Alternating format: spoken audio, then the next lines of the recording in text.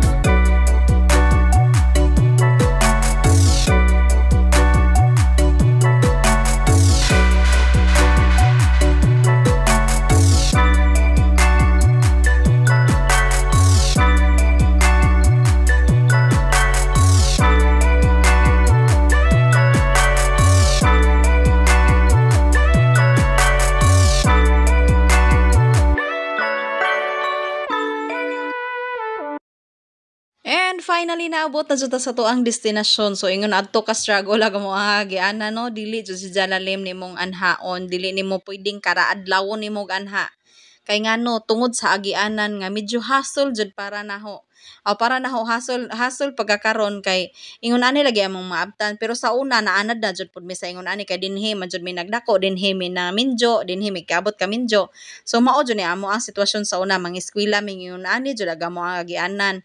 Dili naman ni bag-o pod para namo, pero pagkakaron manggod nga medyo ladyo na ko, wa na ko nagpudyo aning dapita, hasuwan ko kadyo kung karaadlawon na mo uli. So ang purpose jud ta namo nga mag-video me kay unsay journey sa among pagpananom kay para puhon-puhon na ami mabalikan. So mao man jud to ang purpose. So dili mo bitaw na mo ingon jud ko nga dili namo pwede nga kada adlawon jud namo tanda tungod sa kaladyo pod sa among gipuy-an.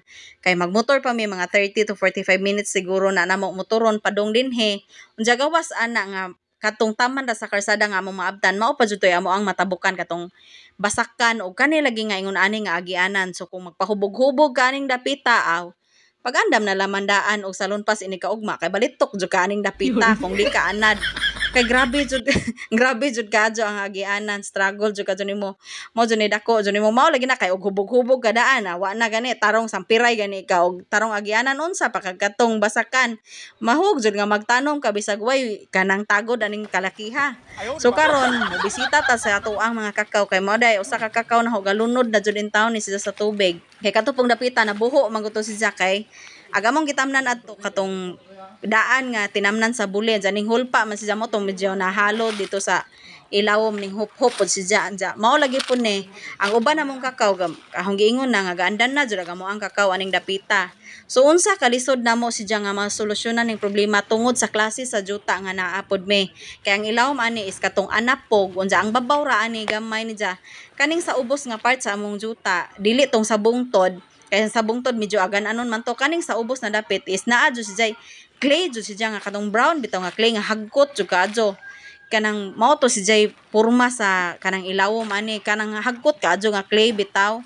So mao ni siya karon nga maglisod mi kay ang klase sa baha di ba naman tay uban nga kung gikan ta nag-uwan inig human ang nagbanla sa tubig so mao to mubaha na siya mawara siya kung maintan kani manggong amo is medyo lisod-lisod pud gamay solusyonan kay kani nanggiubong ag mga source sa tubig ani nagsulpot bitaw siya sa ilawom gikan jod kay sa likod aning bungtod namo dili man kay kani rang mga bungtura halos kada dapit aring amo ay mga bungtod jud na dyan na are bali ba tawag na to anak ka na bitong bungtod o dyan ay patag na pod sa ubos murag ingon ana ba. So mao ni among patag mo ni among gitamnan sa kakaw nga nagbunga na karon o dyan na pa joy gasunod pod ani nga katong mga gagmay pa. So kani si Jam mao ni si porma sa mga ubong. Mao ni sa kilid jud ni mismo sa moang bay. Naa diha mismo gat tubo ng mga tubig naa diha ang source sa tubig ba nga gaulpot ra bitaw si Ja. Sa una mahinumdum ko daga pa man siguro ko adto nga. Aga mo ang bay in town kay naa may mga liki-liki.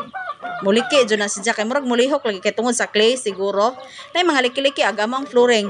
Usahay kay atug ka na jud in town og uhong. Pero gaba jud to. Atug ka og uhong. Ja usahay pud kay buslutan na lang jud amo ang bungbong kay agbaha tuan na dito hingagi. Kanang sobra bitaw kanang laninnya jud bitaw nga sobra-sobra ang uwan. Musud jud lagi ang tubig ngo nang haso ka adyon ja. Mong floor matan. Sus gabasa jud nimo kanunay tumban hagua lagi mo na nga mo pa ni usa sa rason nga nganong agahong mama tuan na jud ning balhin dito sa daplin sa karsada kay sa ijaha pong edad karon nga 75 na murag dili na jud pud angayan nga si Ja ani kay ganahan mo po siya maginusara ni kay mingaw lagi kuno mao lagi kuno pod kay magkatiguang ta ganahan makuno taog linaw pero para namo di pod may mahiluna kay wa pay signal aning dapita aw nay signal pero sa gapunon ba wa pa kay tarong signal aning dapita unja kanang gainusara ra si Ja dili magutak hibaw sa atong gibate mo na nga lisod kung saligan na mo si Ja ani. So mao lagi pud ni mao jud ni sitwasyon ani nga mag-ubong si Ja dili man ingon ana ka jud kakusgo na gijahang baha pero di jud siya mahurot kay naa jud si Ja giubungan dito sa ilawom ga tubod jud siya dito sa ilawom kay sa likod na mo ani sa likod sa amo ang bungtod medyo elevated ang part pod sa likod sa bungtod na po'y patag nga medyo na-elevate gamay ba mo ning aga mo ang parte na pud ani kaning patag-patag kunuhay na mo ning medyo ubos na mo siguro ning anhi nang gisulbong ning tubig gikan siguro po ni didto kay naa man gud po'y source sa tubig didto mo siguro pong anhi po siguro hing lusot basig daghan po kadto ditong tubig ani pud hing lusot pero ang dapit-dapit na sa ibabaw ani nga part kadto pong dito tungod jud sa among bay dapit mao to is jay pirmi ga jud magabaha pirmi mosulpot tong tubig pero sa mga babaw na dapit nga medyo naka-elevate na pud gamay dili naman pod mao ning okay ra jud po kajog tubo sa among mga kakaw hantod na ni desija dito sa amo ang gitamnan og ube o katong mga palidya kanira jung sa pinakaubos unja sa ubos ra ba jud kay didto pod medyo daghan-daghan among natirahan og tanom og kakao nga gaandan na to siya napay mga gagmay na mga bagong tanom nakalunod siya kaadyo wa may kahibaw og makasurvive balagi in taon tong nanggilunod oy so kaning part pud ani nga katong sa gitang kawan sa manghod og manok okay raman pod major pug tubo sa mga kakawaning dapita kay dili lagi po siya ingog malunod jud kadto sa tubig kadto na jung pinakaubos nga part siya napa jud ditoy sa pinakatumoy nga atong area na mo naapa gud to siya ditoy katong mura og nabuho bitaw nga kanang ambot oy unsa ba to sa una tunaan ba to nga parte o di ko sure unsa jud tong tuwa siya tunaan ba to kay mao lagi amo alam ang gi plano-planuhan pa pod dako pa pod na siyang trabahoon nga amo ana lamang to siyang kabkabon Kay para didto na mo tapok tanan ag tubig dili na ingog mapundo bitaw kay was de kalutsan mo anang ari ra mo sulbong aring dapit sa mo ang bay kay masayangan lagi mi sa mga kakao. Daghan-daghan na ba jud pud mig natanom so masayang aga mo ang kahago nga kung mga matay bitaw kay tungod sa na sobrang lunod sa tubig kinahanglan man po silang tubig kinahanglan magkali nimong bubuan kung ting-init pero dili po nang ingon ana jud ka sobrahon nga tubig. Mabawa So man amo na. ana lamang jud ang pangitaan og paagi puhon-puhon kung unsay amo ang mahimong solusyon ani. So among gi pahimos lang higayon nga nakauli me. Nay guwang-guwang nga saging dili pa jud ni siya ingon ana kaguwangon Pero na. Pero nay guwang-guwang naman nga saging amo na lamang jud pong gituba kay naa pa man may mga saging nga nahibilin aning dapita. Kariday. So amo na lamang po ning gituba kay para mausa Pensa na mo dyan na na siya, oy. ko sige balik-balik aning medyo kapitaan jud kapitaan jud dapita. So amo na lamang ning kasaon aga mo ang lihok. Amo na lamang ning arsahon didto. Og salamat sa paguban na pod sa lain na mga farming journey. Bye. Wheels on the road, the morning's bright. Golden fields nara kayo. glow in the light. Lason. Winding rivers, endless trees. Every mile feels like a dream. Laughter echoes, voices near. Every step a memory dear.